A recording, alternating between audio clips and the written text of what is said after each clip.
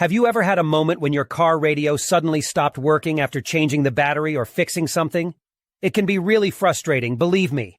But don't worry, you're not the only one experiencing this problem. Let me explain what's happening. Many car radios have a special security system to prevent theft. It's a clever feature, but sometimes it can accidentally lock you out of your own radio. But guess what? We've got a simple solution for you. In today's video, we're going to show you how to unlock your car radio and get your stereo working again. The best part is, you don't need to know a lot about technology or spend any money to do it. That's right. This method is completely free and anyone can do it.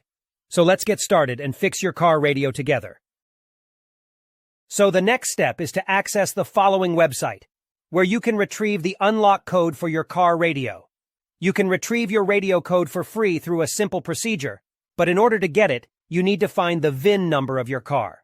To find the VIN number of your car, simply look for the corresponding boxes on the vehicle registration and licensing certificate. The VIN is on both sides of the document. The VIN number can also be found on the car window or other parts of the car.